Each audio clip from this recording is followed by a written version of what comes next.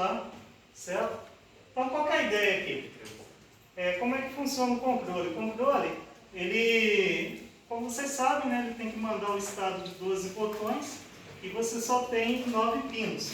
Só que dos 9 pinos, 2 são de alimentação e um é usado para multiplexação, que é esse select. Ou seja, esse select ele sai do FPGA para o controle. E aí ele faz o cadenciamento dentro do controle para que o controle mande os dados daqueles 12 pinos, né, daqueles 12 estados dele. Né? São os direcionais, o XYZ, ABC, select e mode. Nosso controle não tem mode, mas a gente colocou ele aqui também. Então o que acontece com a linha select? Ela dá pulsos. Ela dá uma série de pulsos e depois fica estável. E aí vai retomar de novo aqui aquela série de pulsos. Isso que a gente está chamando aqui de estado 0, 1, 2, 3. O 0 é isso daqui, ó. Esse aqui é o estado 0. Ela fica em 1 por muito tempo. Esse é o estado 0, ok? O estado 1 é essa primeira queda aqui. O estado 2 é isso aqui. 3, 4, 5, 6 e 7. Então ela passa por 8 estados.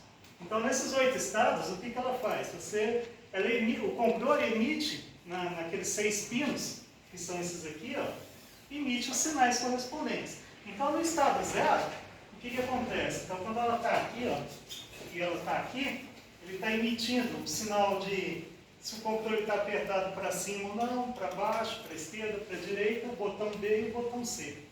Ok? No próximo estado, aí é, de novo, up, down, A e start. Ok? No próximo, e assim sucessivamente. Né? O XYZ, como eles vieram depois, só está nesse estado aqui. Certo?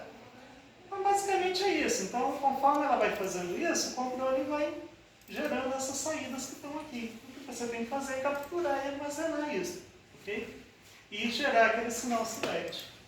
Então, como é que você faz a geração do select? Ele colocou aqui, ó, são 20 microsegundos.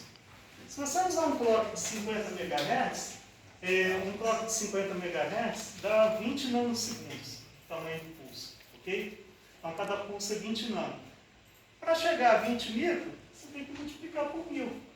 Então, se você tiver um clock de 50 MHz, cada trechinho desses aqui é um contador de 1000, ok? Então, conta 1000, conta 1000, conta 1000, conta 1000, somando tudo dá 8000. Então, que a gente vai fazer um contador de 0 a 8000. E aí, ele vai estar continuamente sendo incrementado com clock, e na hora que você chegar num determinado estado, né, ele vai ficar preso naquele estado até chegar a 1000, por exemplo. Então, ele fica preso aqui até chegar a 1000. Chegou, né? Esse aqui não, que é aquele lá, né? Na hora que ele der o start, ele fica 1000 aqui, aí depois fica mais 1000, fica mais 1000, fica mais 1000. Então você controla isso, ok? E aí ele reinicia o processo com esses 16,7 milissegundos. O que é esse valor? Esse controle ele foi construído para trabalhar com 60 Hz. Ou seja, ele atualiza 60 vezes por segundo, que é a taxa do videogame. Então, o que acontece? Ele atualiza na taxa dele. Então, isso aqui é a taxa do frame rate na prática. Né? Então, como a gente está trabalhando com uma interface VGA de 60 quadros por segundo, é justamente esse valor que a gente precisa. Ou seja, esse sinal de sincronismo é o nosso V-Sync. Então, a gente usa o V-Sync para sincronizar. Aí, o que a gente fez em código? A gente fez um detector de borda. Então, quando o V-Sync vai para a borda de descida, ele faz o armazenamento. E quando vai para a borda de subida, um outro módulo tem que pegar essa informação e consolidar ela. Por quê? Porque isso daqui vai ocorrer várias vezes dentro de um quadro. Então imagina que você está apertando aqui, por exemplo, para o lado direito. Então se você apertar pelo lado direito e não fizer tratamento nenhum, vamos supor, você está controlando lá o cursor na sua tela. O cursor vai disparar, você nem vai ver ele. Né? Porque ele vai atualizar 60 vezes no segundo. Cada frame ele vai deslocar uma posição. Então não tem como. Então você tem que fazer um outro módulo. Né? Então a gente fez um outro módulo para quê? Para poder contar uma determinada quantidade de frames para poder fazer, liberar novamente a leitura do que está saindo daqui. Entendeu? já serve também para você poder, se você puxar esse sinalzinho que está lá dentro para fora, você joga na sua FSM para poder controlar o próprio robozinho. Então, para que ele sirva de clock para FSM. Então, vocês podem fazer dessa forma. Ok? Então, é isso. Então, a gente vai mostrar aqui detalhes desse código. Ok?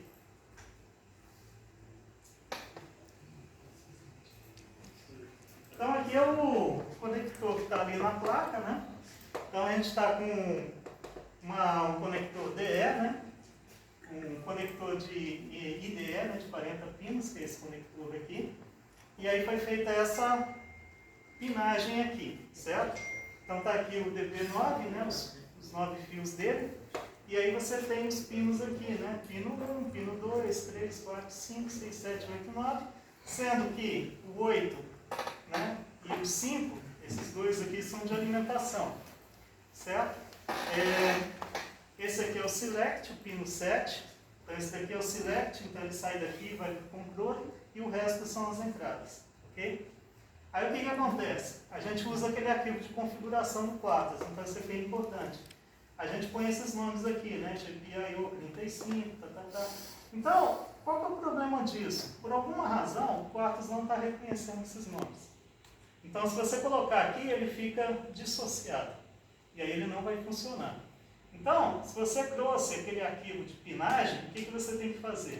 Você tem que ir lá nos assignments, né, no pin planner, e aí você tem que deletar essas entradas GPIOs lá do pin planner, certo?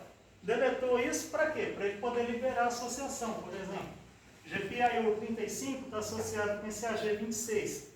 Então, depois que você gera o bloco, se você tentar associar alguma coisa com a G26, ele já vai estar dando conflito com o GPIO 35. Então, você tem que apagar essa linha antes de fazer essa associação no pin planner.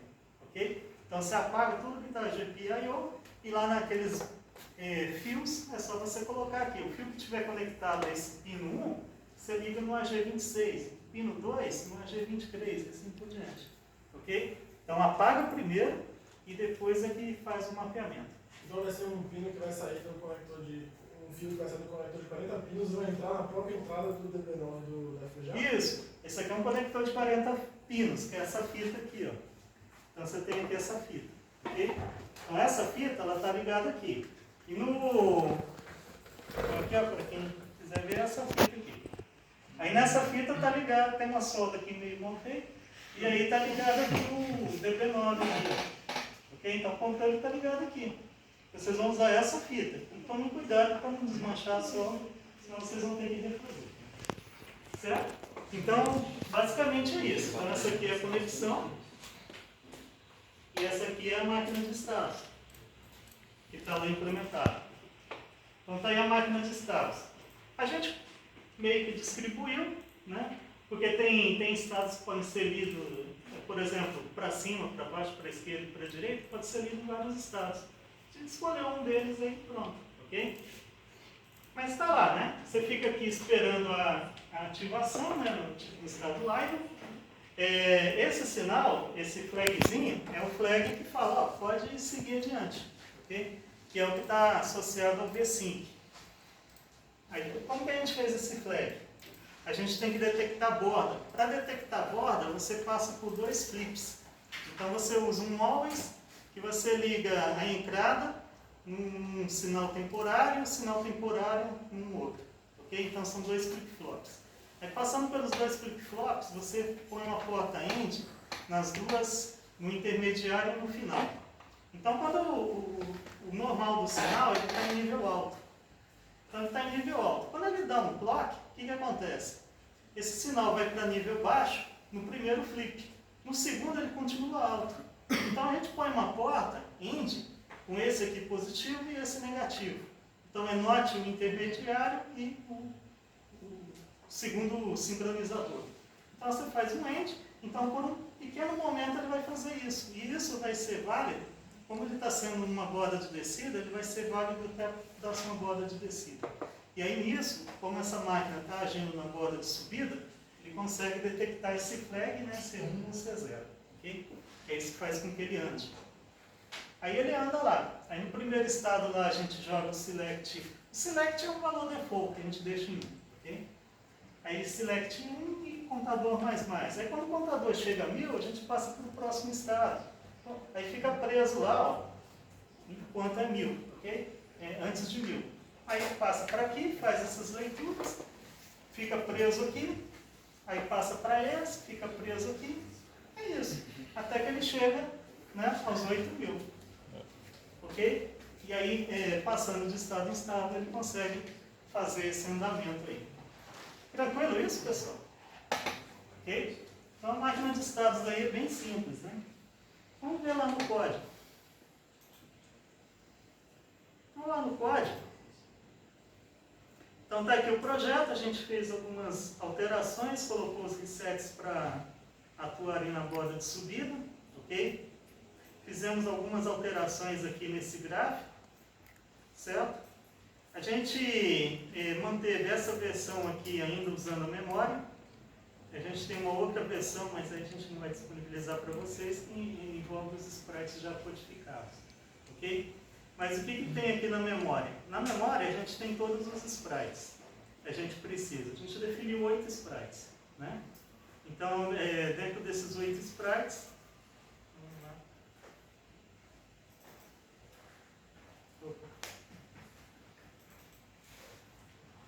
Certo?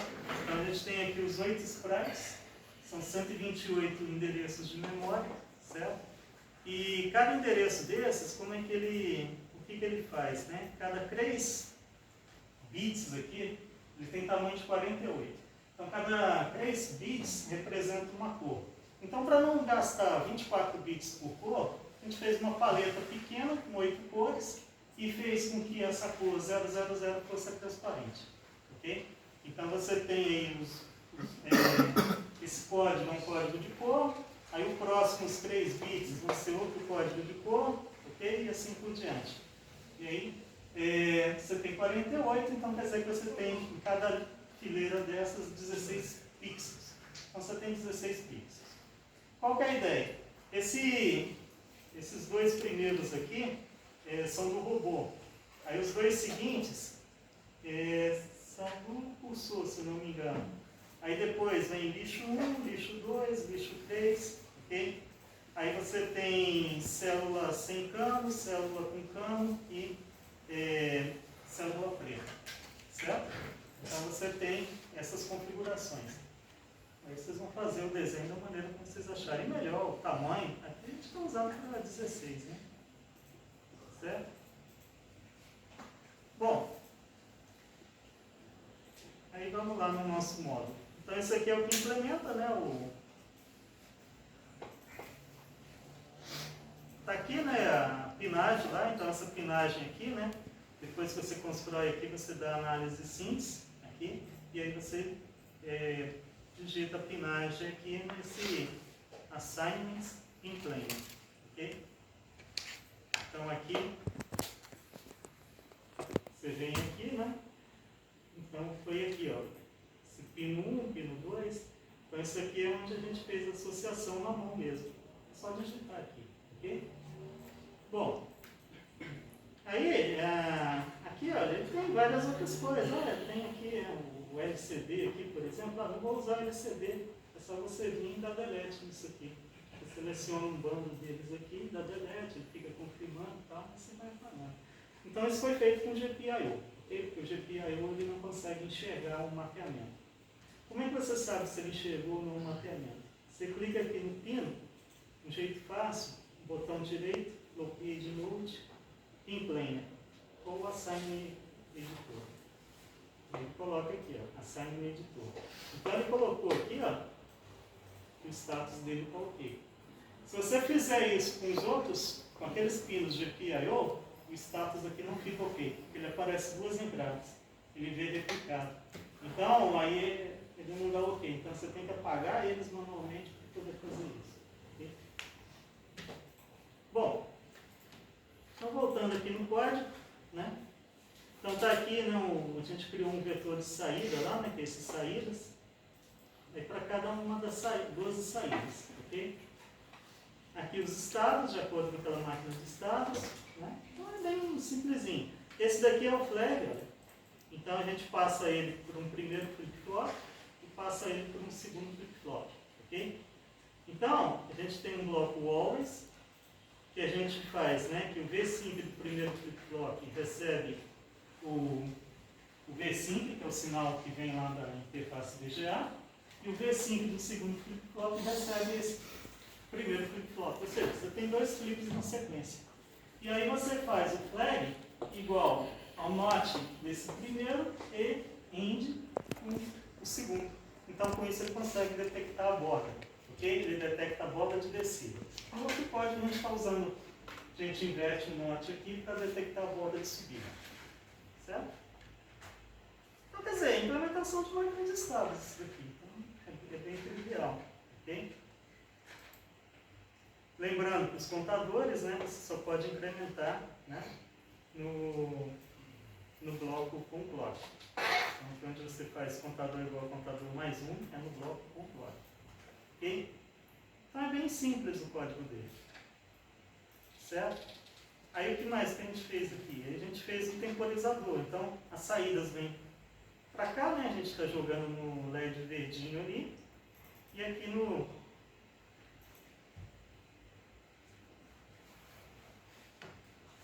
E aqui no nosso temporizador, o que a gente está fazendo?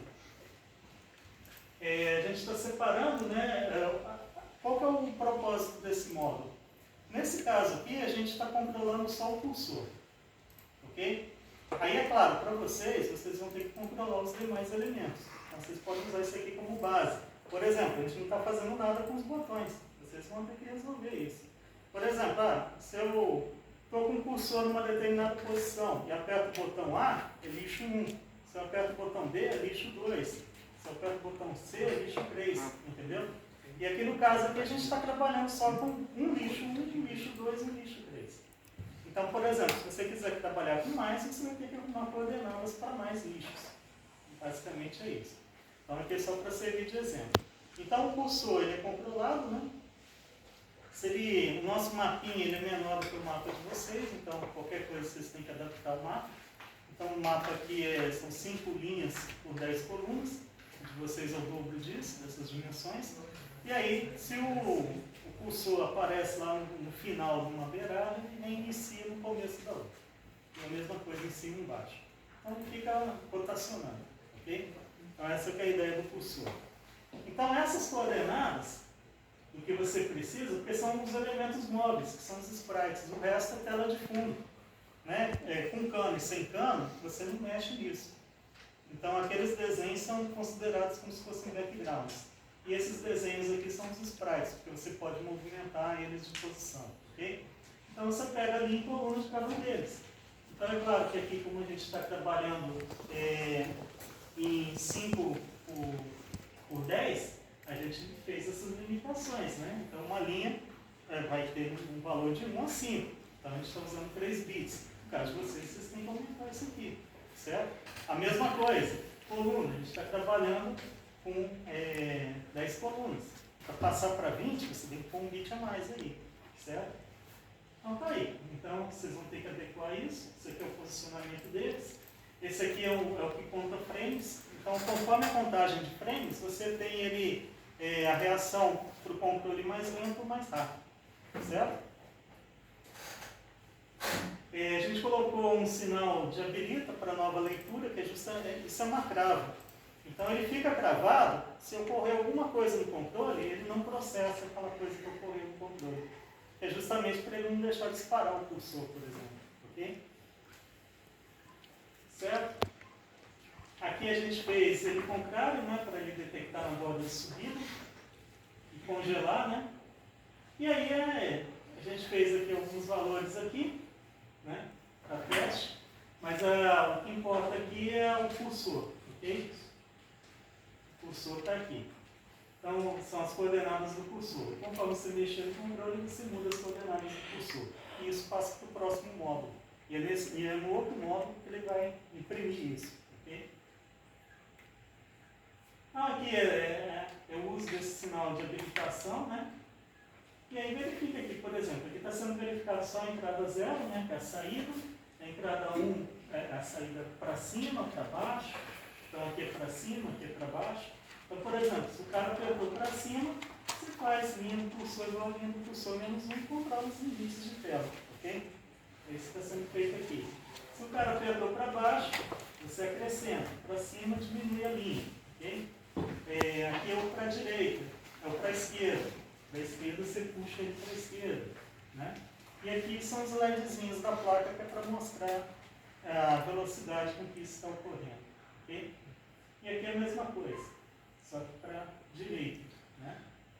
E aqui é só o controle do flag e da trava. Certo? E por fim, lá nas saídas, lá você faz uma concatenação desses valores aqui para mandar uma saída só. Certo? Aí essa saída só é essa saída aqui, essa daqui, né? Colunas e linhas dos sprites que entra dentro do gráfico aqui. Certo? Aí aqui dentro a gente fez, mas o que a gente vai fornecer para vocês a gente tirou, né? A parte de sobreposições. Então isso daí vocês vão ter que pensar como fazer isso. E qual que é a ideia básica? O que vocês têm que fazer nesse código, pessoal? Esse código aqui, ele está verificando se você chegou numa linha, numa fileira, onde tem desenhinhos ou não. Certo? Então se você chegou numa fileira, né, isso daqui é a implementação daquela outra máquina, né? Foi feita aqui, né, que a gente explicou na aula passada, que é essa máquina aqui, ok? Então a gente está implementando essa máquina. Aí a gente estendeu ela, já para fazer um preparo para as próximas leituras. Ela está baseada em memória, mas se vocês quiserem colocar os sprites em vetores, pode fazer também, fica mais fácil, ok? E a gente deu um exemplo com memória, mas se você não quer trabalhar com memória, quero que os sprites estejam em vetores. Você pode pôr dentro do seu código os vetores. Mas basicamente, o que acontece aqui? Ele lê linha a linha, né? Na hora que ele chega na primeira linha que tem alguma informação útil, aí ele sai daqui e vai para guardar ativação. Aquele guardar ativação, na prática, ele espera chegar na coluna, porque ele chegou na linha lá no começo. Até que ele chega na coluna onde está o desenho, ele fica esperando. Então ele chega nessa coluna quando faltar 32 pixels.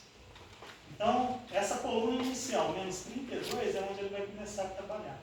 Ok? Então ele começa a trabalhar com uma antecedência.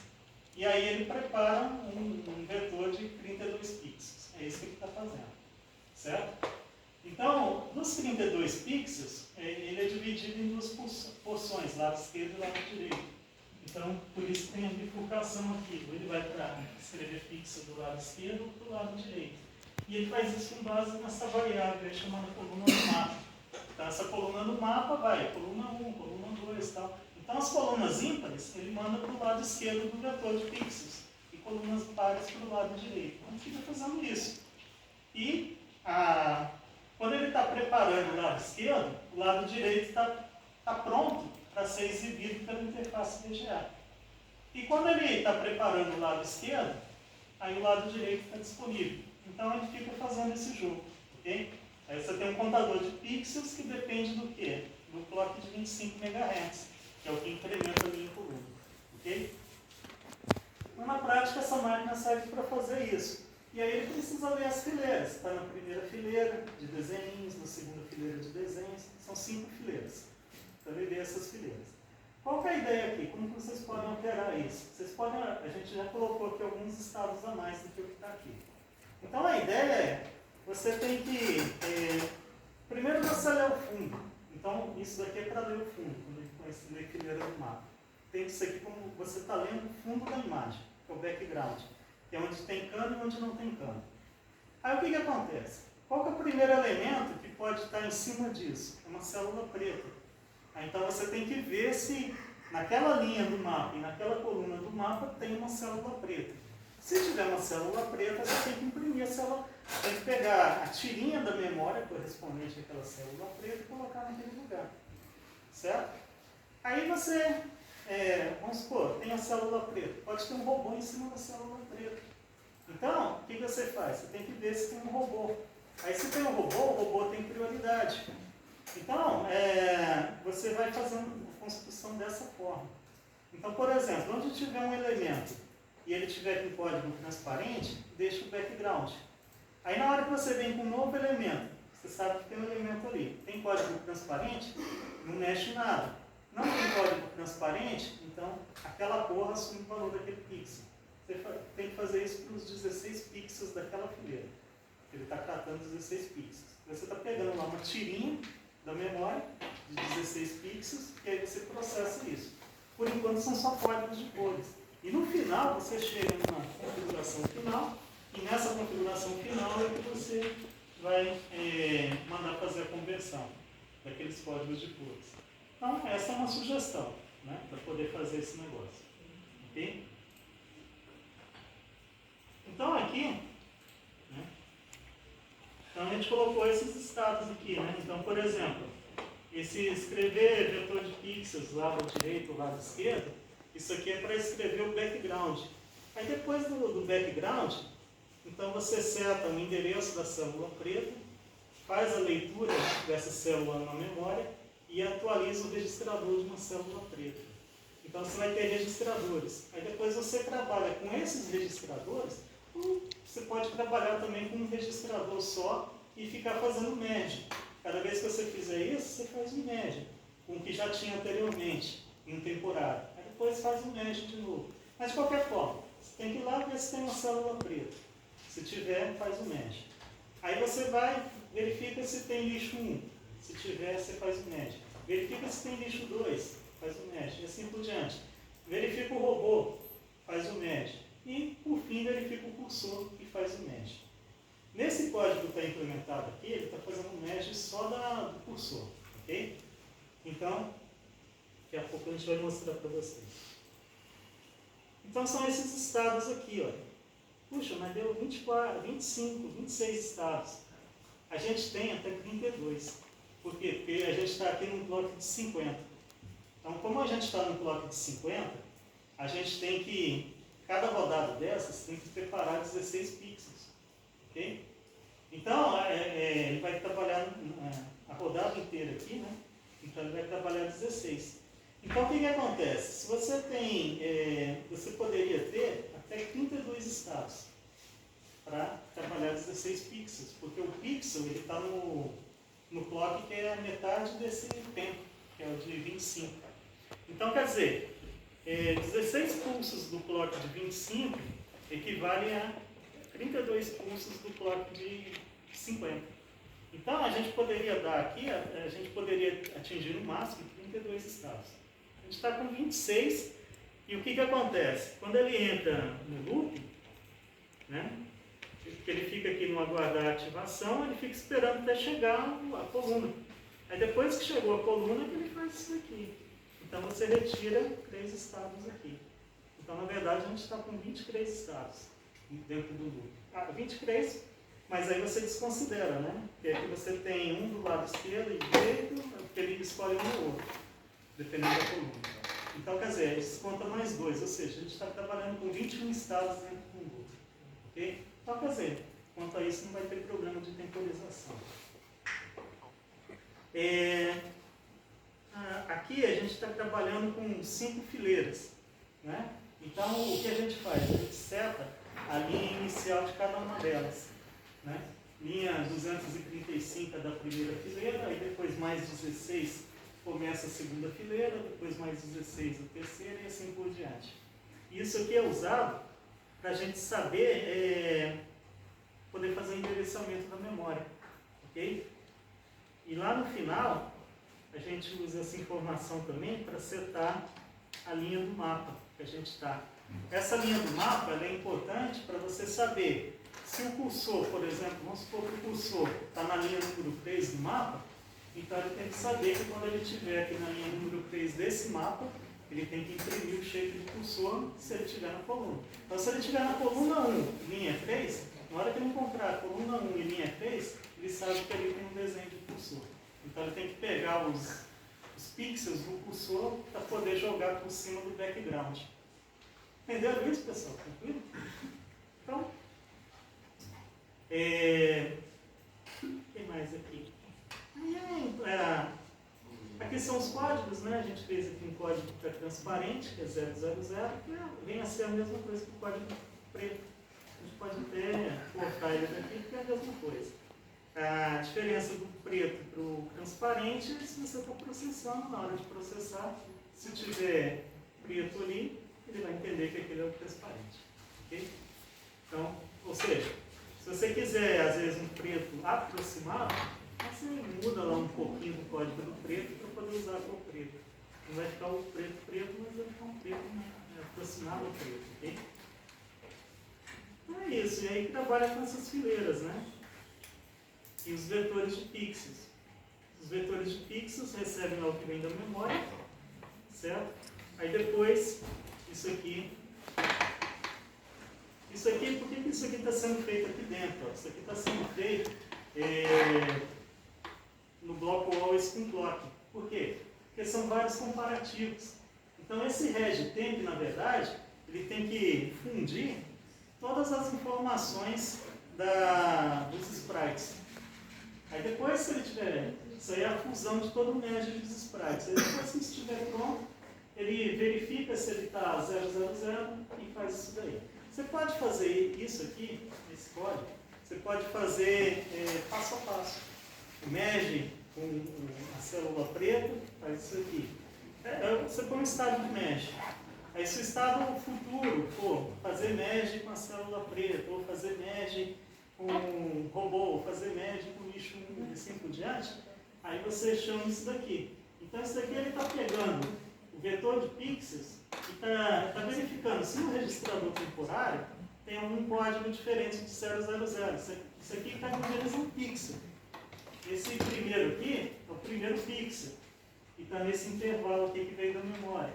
O segundo aqui é o segundo pixel, o terceiro tem 16 aqui. Ok? Então o primeiro aqui ele verifica, ó, é diferente de 000? Então ele tem prioridade sobre o que estava lá no fundo. É isso. Ok? E aí você pode sempre ficar fazendo isso daqui, porque aí você vai casando. Faz um desse aqui para célula preta, faz um desse aqui para o robô. Depende da maneira que vocês quiserem construir o código. Okay? Como ele está dentro de um bloco always, qual que é a vantagem? Um always com clock, qual que é a vantagem? Isso daqui tem o tempo só de um if e uma atribuição dessas.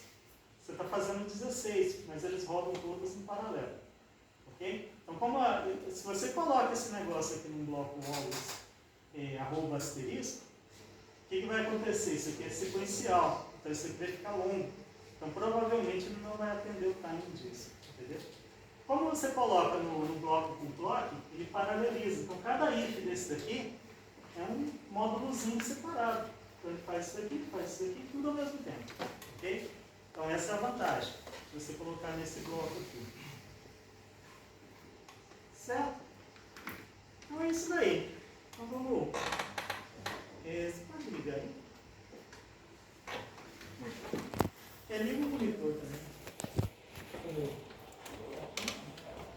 1, 2, branco. Aqui, pessoal. Isso. Mostra esse tamanho de monitor.